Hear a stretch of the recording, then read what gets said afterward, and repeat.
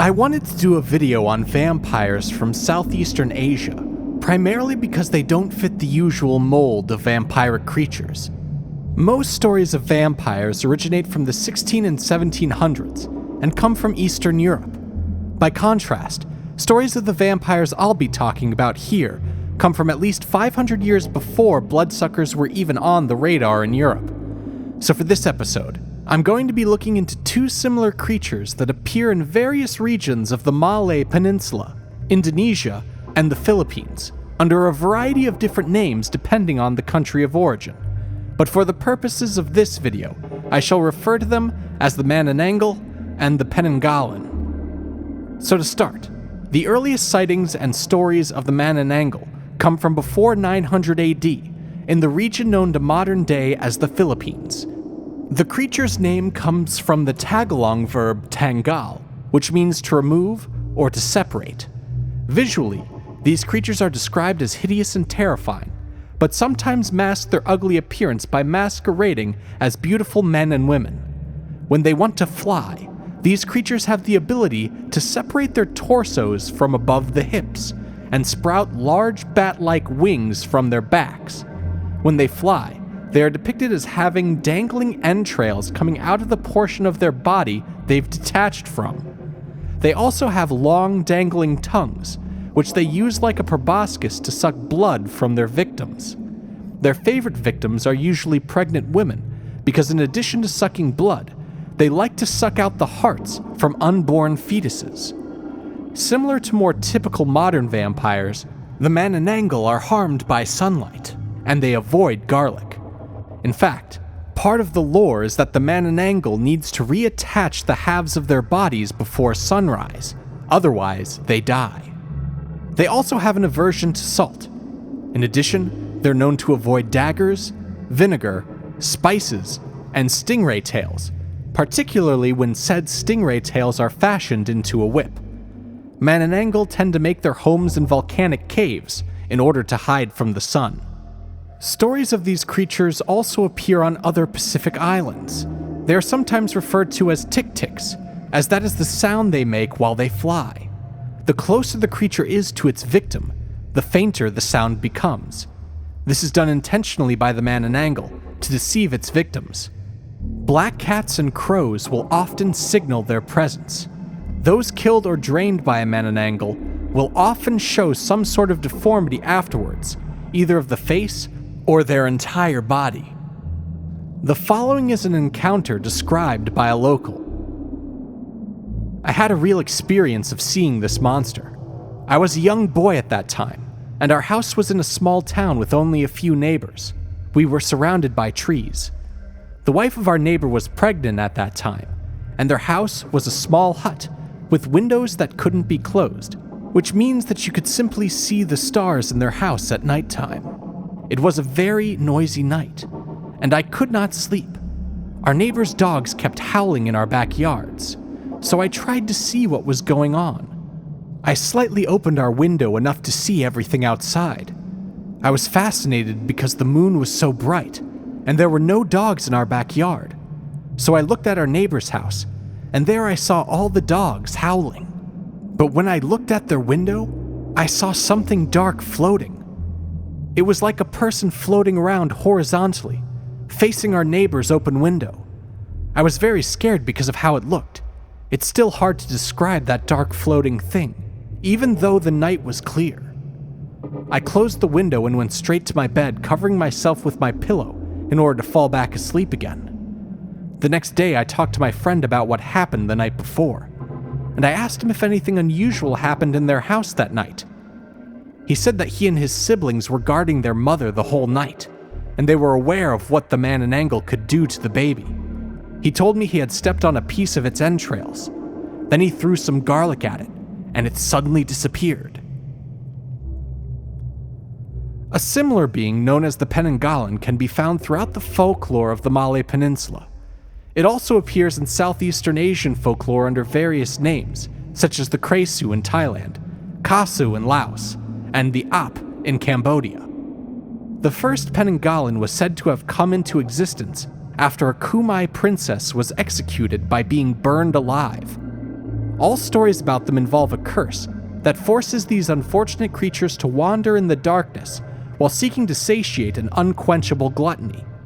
Commonly, the stories will involve some form of black magic or demonic pact.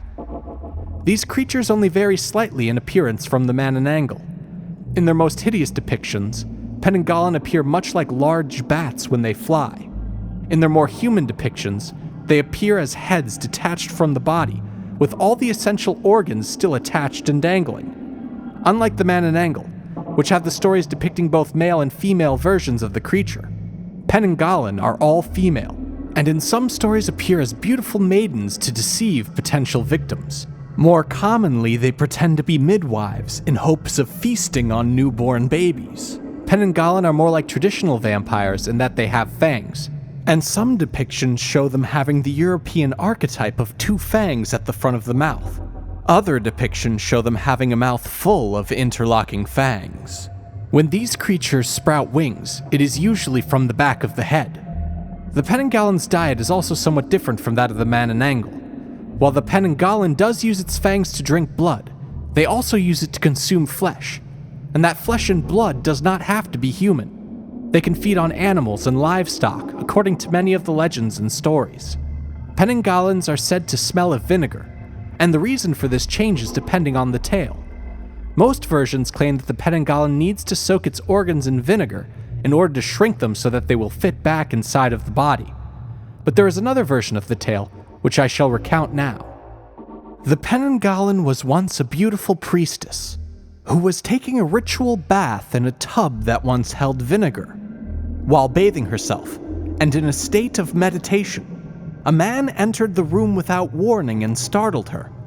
The woman was so shocked that she jerked her head up to look, moving so quickly as to sever her head from her body, her organs and entrails pulling out of the neck opening. Enraged by what the man had done, she flew after him, a vicious head trailing organs and dripping venom. Her empty body was left behind in the vat. The Penanggalan, thus, is said to carry an odor of vinegar with her wherever she flies, and returns to her body during the daytime, often posing as an ordinary mortal woman. The most common remedy prescribed in Malaysian folklore to protect against a Penanggalan attack is to scatter or hang the thorny leaves of a local plant known as the mengkuang, or any of the plant's subspecies that have sharp, thorny leaves, which would either trap or injure the exposed lungs, stomach, and intestines of the Penanggalan as it flies in search of its prey. These thorns on the vine can also be looped around the windows of a house in order to snare the trailing organs. This is commonly done when a woman has just given birth. However, this practice will not protect the infant if the Penanggalan decides to pass through the floorboards. In some instances, it is said that months before birth, family members of the pregnant woman would plant pineapples under the house. Traditional Malay houses are built on stilts and thus have a lot of room underneath. The prickly fruit and leaves of the pineapple would deter the Penanggalan from entering through the floorboards. Once trapped, the Penanggalan who attacks the house can then be killed with parangs or machetes. As an extra precaution, the pregnant woman can keep scissors under her pillow, as the Penanggalan is afraid of that item. Another way of killing the Penanggalan is to spy on it as it flies around in the night, as its face should match that of the mortal form it takes during the day. Midwives who become Penanggalans at night appear as normal women in the daytime. They can, however, be identified as Penanggalans by the way they behave. When meeting people, they will usually avoid eye contact, and when performing their midwife duties, they can be seen licking their lips, as if relishing in the thought of feeding on the pregnant woman's blood when night comes. It is best to find out where the Penanggalan lives. Once it leaves its body and is safely away, it may be permanently destroyed by either pouring pieces of glass into the empty neck cavity, which will sever the internal organs of the Penanggalan when it reattaches to the body, or by sanctifying the body and then destroying it by cremation, or by somehow denying the Penanggalan from reattaching to its body before sunrise. Another non-lethal way to get rid of the Penanggalan is to turn over the body, so that when the head attaches back, it will be attached backwards, thereby revealing to everyone what the creature really is. The following is a local description of what was believed to be a Penanggalan attack, though technically due to its locality it would have been referred to as a kresu. I live in Indonesia, in West Java. There were reports of attacks on goats and sheep in some areas on my island. The sheep and goats were dead, and no blood was left. They were not eaten, only their blood was sucked until they were dry. No predators known in my area attack in this way. People began to lock the cages, but it seemed that it could open the locks or the bolts to the cages.